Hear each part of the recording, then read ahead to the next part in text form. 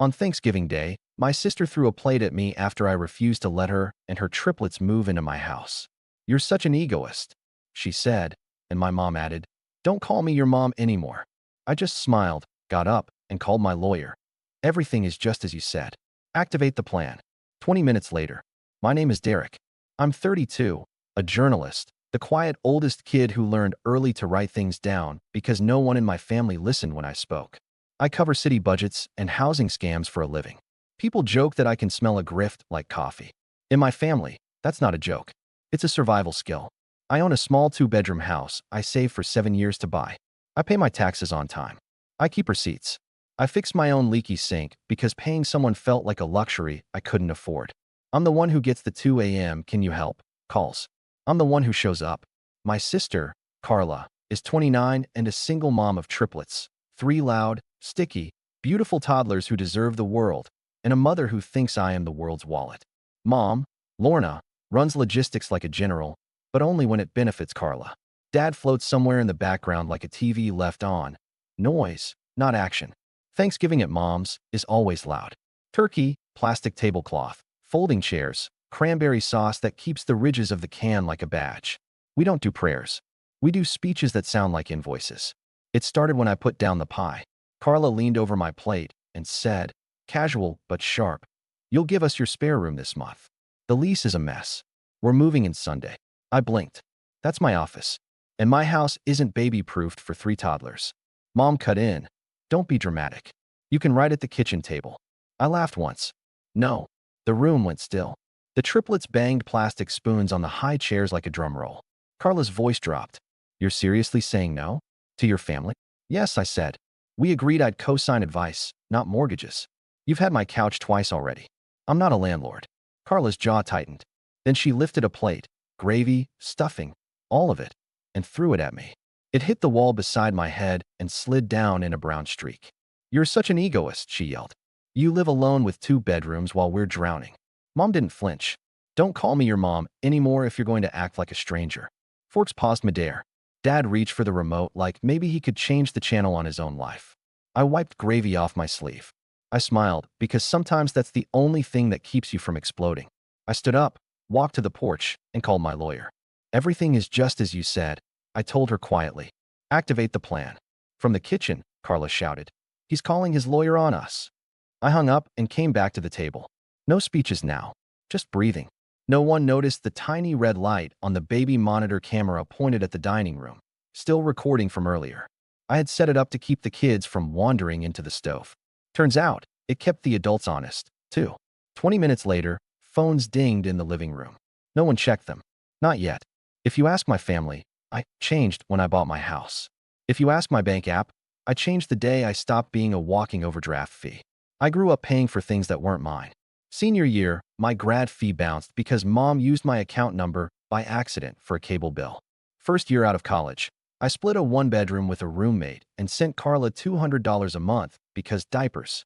When the triplets were born, I took night shifts to cover her hospital parking passes. I didn't mind then. She was scared. I was proud to help. But help became default. Default became duty. Duty became debt. My phone is full of little messages that tell the whole story. D. Can you spot me $60? Formula. Derek, we need $300 for a new stroller. The old one is bad for their hips. Hey, can you switch the utilities into your name for a week? My credit is weird. My credit was fine. Until it wasn't. Carla lived with me twice. The first time, 3 months. The second time, 5. It cost me a security deposit on a place the landlord said was kid-friendly and turned out to be kid-allergic. Holes patched with toothpaste. Crayons on every wall. I painted over rainbows at midnight because the landlord did surprise inspections like it was a game show. When they moved out the second time, I promised myself, never again. I even wrote it in my notes app like a binding contract. I told Mom plainly. She said, "We'll see." Then came the new crisis. Carla signed a lease with a boyfriend who disappeared before the ink dried. She couldn't cover rent plus daycare plus car payment. She asked me to move in with her for a while and pay the difference. I said I'd help with a budget, find a cheaper place, call the county about childcare vouchers. She heard one word. No. Budget to Carla sounds like diet to a foodie. She wants results without changing a thing. In our family group chat, Mom posted a photo of my house and wrote, "Plenty of space." Family first. Relatives reacted with hearts like they were voting on a talent show. No one asked me. I said, no one is moving into my home. I love you. I will help you find resources. Mom replied, resources? We are your resource. Carla added, don't lecture me, reporter boy. That's the other thing. I write about public corruption. I'm careful. I keep copies. I scan documents like a hobby. When Mom says you owe us, I hear, we want you quiet. 2 weeks before Thanksgiving, I noticed a $19.99 charge from a kid's game in my bank statement. Then another. Then a $79.99 super pack. My card was in my wallet. I asked Carla. She sent a shrug emoji and a voice note. They must have clicked something. Relax. On a card you don't have? I asked. Mom had it that one time for groceries, she said. Maybe later we can just combine accounts so it's simpler. Family plan. I froze. No. Wow, she texted back. You're obsessed with money. I started getting friend requests from her landlord, her daycare, a bouncer from a bar near her block. Then a text from an unknown number. This is Mike from Best Value Auto. Carla said you're the guarantor? She's behind. I called Carla. She said, don't freak out. They just send those. I said, they send those to guarantors. I never signed anything. That's when my reporter brain lit up. I pulled my file box from the closet. I flipped through leases, utility bills, any form with my name. In a subfolder labeled Emergency, I found a photocopy of my driver's license I had once sent to Mom to add me as an emergency contact at a clinic. Someone had written my SSN on a sticky note and stuck it to the page. The sticky note was gone. I felt sick. I changed passwords. I called the bank. I put a fraud alert on my credit. I called my lawyer, Nina, who handles tenant rights stories with me and moonlights as the friend who says, document everything. Do not confront, Nina said. Not yet. Let them say it first. It's Thanksgiving, I said. All the better, she said. Everyone together. Everyone honest. The message from Mom came 2 days before the dinner. Your cousin Luke can take your office if it's too hard for the triplets. He starts a new job Monday and needs a place near the bus. A chorus of so generous of you, Derek, followed. I hadn't agreed to anything. I replied, no. Carla, don't be petty. It's temporary. Me. Temporary is how I lost 2 years of savings. Mom called. You're cold, she said. Family sacrifice is how we survive. I sacrificed my 20s, I said. I'm done. Silence. Then a hiss. If you shut your door on your sister and her babies, don't call me your mother. I didn't plan to call her anything. I planned to eat turkey, say hello to the triplets, and keep my mouth closed. Nina texted, remember, let them talk. Record nothing illegally. And if they escalate, we follow through. Follow through with what? I asked. You'll see, she texted. Just keep your hands clean. The morning of Thanksgiving, I brought pie, set up the baby monitor facing the stove because kids and burners are a bad mix, and told myself, no arguments. Then Carla told the room she'd be moving in Sunday. Then I said no. Then a plate flew. Then Mom pulled out the biggest weapon she has, shame. I didn't raise my voice. I wiped my sleeve and walked to the porch to call Nina. She answered on the first ring. Everything is just as you said, I told her.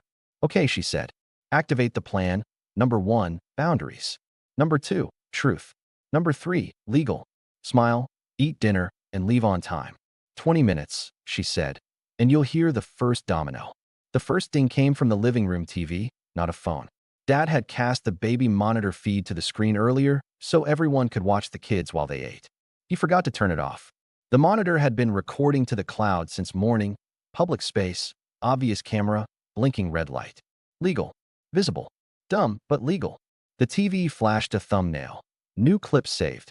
12:41 p.m. to 1:09 p.m. Carla's voice, from an hour earlier, filled the room, casual, laughing, recorded from the kitchen. Don't worry, she'd said to Mom on that clip. If Derek says no, we'll just move in anyway. He melts when the boys cry. Worst case, we change his locks while he's at work. Like last time. Mom's voice, he'll forgive you. He always does. And if he gets loud, I'll tell the cousins he's having a breakdown. The room went dead quiet. Aunt Teresa looked at me. Uncle Joe looked at the ceiling like it had answers. Carla lunged for the remote. Dad got there first, hands shaking. He fumbled the buttons and only made it louder. On the recording, Carla kept going. I already used his card once. He didn't even notice. I felt my throat close. Mom's voice again, delete the alerts. He doesn't check. Another ding. Everyone's phones now. Nina had just emailed me, and apparently, Mom.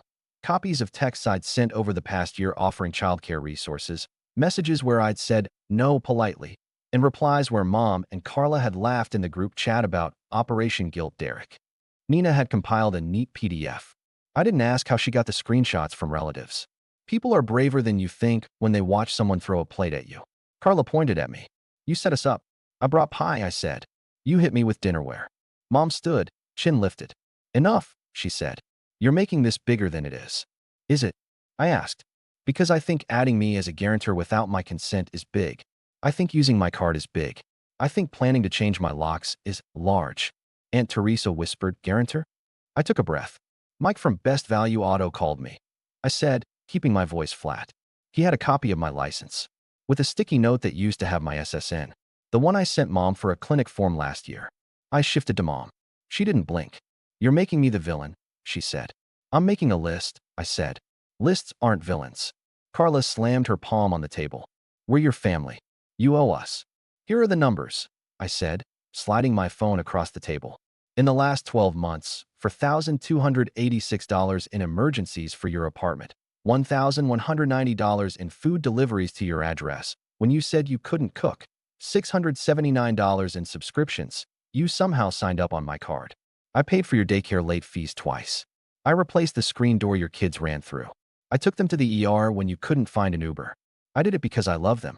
And I love you. But love isn't a debit card. This is cruelty, Mom said. On Thanksgiving. This is a boundary, I said. On any day. Carla grabbed her coat. We're moving in Sunday, she said, breathless, wild. Try and stop me. You won't get in, I said. You returned your key. The locks are changed. Her eyes flicked to Mom. You have a key. I did, Mom said slowly, realizing something. I watched realization wash across her face like a shadow. I. Check your purse, I said. She did. Inside her purse was an empty key ring and a note in Nina's neat handwriting. Keys are not commitments. Mom's lips thinned. You're unbelievable. Better than unforgivable, I said. The triplets started to fuss. Dad finally stood, half-hearted, murmuring, let's settle down. No one listened. I took my coat. I'm leaving before dessert, I said. I don't feel safe here. Run away, Mom spit. I didn't run. I walked. In the hall, my phone buzzed again. Nina, step 3 ready. Want to proceed? I looked back at my family through the doorway. My mother's tight smile, my sister's shaking hands, the small boy's rubbing sleepy eyes, and I said, yes. The next morning, my doorbell rang at 7:13 a.m. Not a friendly tap. Full-armed, urgent, a drumbeat. I watched the camera feed from my phone. Mom on the porch. Carla on the sidewalk. 2 suitcases, 3 kids strapped into a triple stroller like a tiny parade. I didn't open the door. Mom pulled out her phone. 20 seconds later, my phone buzzed with a call, then another. I let them go to voicemail. A text from Carla. We're outside. Let us in. Me, no. Carla. We'll call the cops and say you're keeping our things. Me. You have no things here. Mom texted the group chat. Your brother has locked his sister and her babies in the cold. 3 cousins reacted with angry faces. Then Nina dropped a message into the same chat from my number that I'd approved the night before. A scanned letter on firm letterhead addressed to Mom and Carla, time-stamped and sent by certified mail, stating clearly that 1. They are not tenants. 2. They do not have permission to reside at my address. 3. Any attempt to enter would be unlawful. And 4. Any further unauthorized charges will be prosecuted. Below it, screenshots of Carla's own messages about changing my locks and using my card. The chat went silent. Then Aunt Teresa typed, Lorna, this is too far. Uncle Joe added, you can't just move into someone's house. My cousin Luke, future office squatter, left the chat entirely. Mom banged the door again. I spoke through the intercom. Mom, I will help you find an emergency shelter with family rooms for the weekend and a legal aid clinic on Monday. I will drive you there. I will buy diapers. I will not let you move in. You're heartless, she said. I have a heart, I said. It's just not for rent.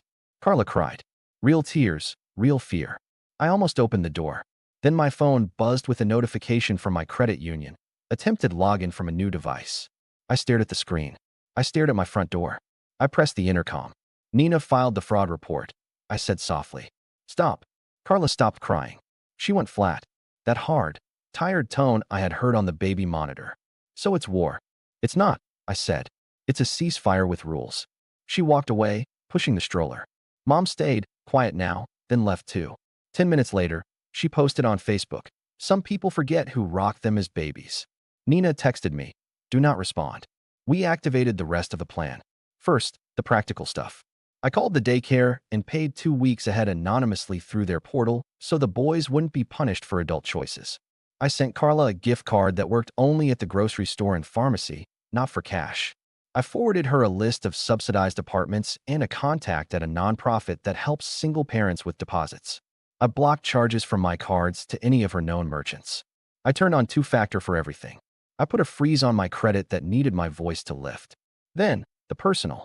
I wrote an email to the whole family. Not a manifesto. No cursing. No heat. Just facts. Hi. Yesterday, a plate was thrown at me for saying no. The baby monitor recorded a conversation about changing my locks and using my card. I have reported fraud. Going forward, I will not house adults. I will not be a guarantor. I will not send cash.